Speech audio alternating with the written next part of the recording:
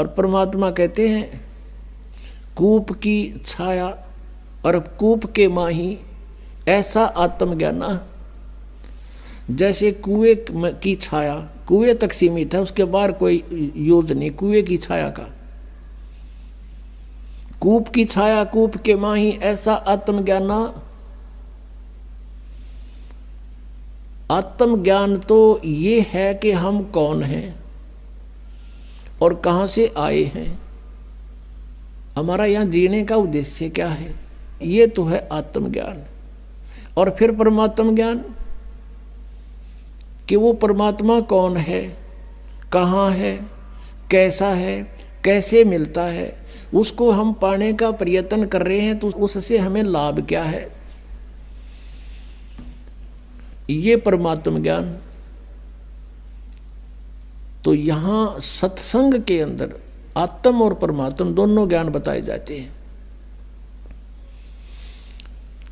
अब ये सबको मालूम है कि हम यहाँ क्यों फंसे हैं, हम जीव हैं, ये बताते हैं सभी हम जीव हैं और जीव का धर्म जन्म और मृत्यु है। और हमने यहाँ भक्ति करके स्वर्ग में चले जाना है।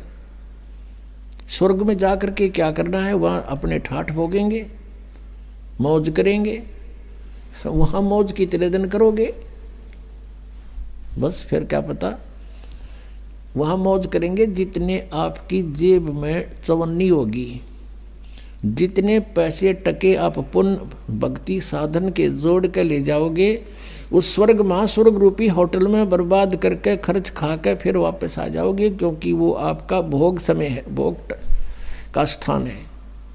कर्म बनेंगे यही पृथ्वी पर आकर। तो अब यहाँ से जैसी कमाई करके जाएंगे वहीं जाएंगे जहाँ की हमारी साधना होगी, और वहाँ अपना ये समय बर्बाद करके पूंजी नष्ट करके हम फिर वापस आएंगे। तो ये जन्म और मृत्यु सदा बनी रहेगी। और इन्होंने अंतिम विधान बना दिया कि जन्म और मृत्यु तो सभी की होती है। और कोई मोक्ष बताते हैं, वो कहते हैं कि परमात्मा में जीव ऐसे मिल जाता है जैसे बूंद समुद्र में। परमात्मा निराकार है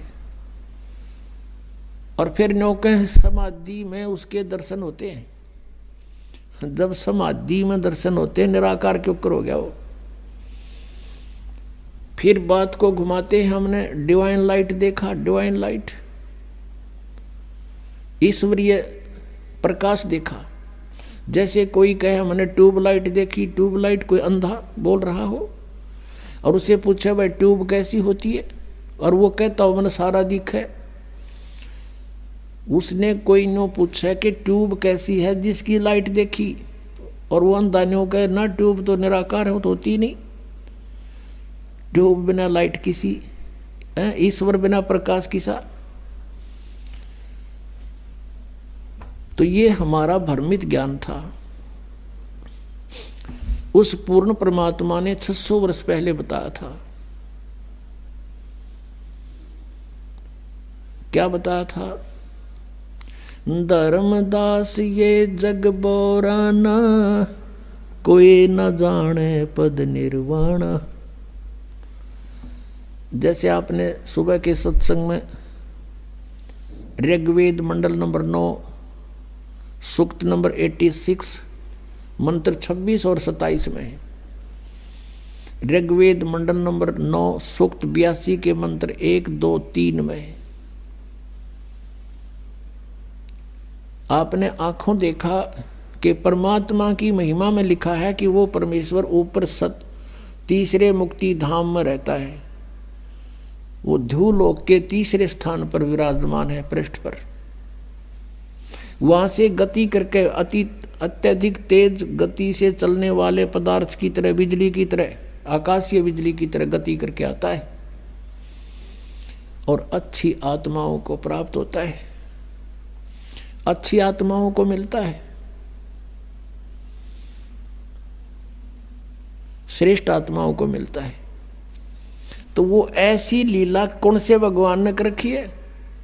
केवल कबीर परमेश्वर ने। और जिनको हम भगवान मानते थे उनकी किसी लीला में वेदानुसार उनकी महिमा नहीं है। केवल कबीर जी की महिमा वेदानुसार है। एक धर्मदास नाम के बहुत बड़े धनी व्यक्ति थे, सेठ थे। वैश्य कुल में जन्म था। भगवान श्री कृष्ण, श्री राम, विष्णु और शंकर के दृढ़ पुजारी थे। उन्होंने अपने, क्योंकि ये सभी को मालूम है कि गुरु बिन मोक्ष नहीं हो सकता, इसलिए गुरु का बनाना अनिवार्य समझ रखा है। तो गुरु बना रखे थे रूपदास जी, जो श्री विष्णु के पुजारी थे, वैष्णव साधु थे। धर्मदास जी 60 वर्ष के आसपास हो चुके थे। पैसे की कोई गिनती नहीं थी, इतना धन था उनके पास। सबसे बड़ी बात सोचने की यह है पुण्यात्माओं कि इतना धनी व्यक्ति भी भगवान की चाह रखता है तो बहुत पुण्यकर्मी प्राणी होता है। जैसा भी उसके गुरुदेव ने बताया था उसी पर वो दृढ़ थे, गुरु के एक एक वचन को फाइनल मानते थे। पुण्यात्माओं, एक नियम होता है कि श्रद्धालु यानी शिष्य गुरु जी के वचन में किसी प्रकार का अविश्वास ना करे, ये नियम होता है। और इस नियम का दुरुपयोग किया नकली संतों ने। श्रद्धालु कहते हैं गुरु जो कहते हैं वो सत्य होता है। जब गुरु है सत्य को नहीं, उनका ज्ञान सत्य कितना होगा। जब गुरु ही नकली है, इनको कह कह का पता नहीं, तो इनका ज्ञान हो ही नहीं सकता सत्य। लेकिन वो अनजान श्रद्धालु उनको गुरु मान रहे हैं, सतगुरु मान रहे हैं, और वो कति अज्ञानी है। अब ये दास के वर्ड जो आज सुन रहा हो कोई प्रथम बार, तो यूँ सोचेगा कि रामपाल तो अपने आप ने सब तो विद्वान मान रहा है। कि नहीं, दास कोई विद्वान नहीं, लेकिन गॉड गिवन ज्ञान जरूर है दास के पास। विद्वान तो परमात्मा है और उन्होंने ज्ञान हमें दे रखा है। उस ज्ञान का एक डंडोरा पीट रहा दास तो, कि ये ऐसा है, ऐसा है, ऐसा है, बस भगवान ने बता रखा है। उसका दिया हुआ धन है, दास आपको बांट रहा है। कोई ले सकता है तो ले लीजिए।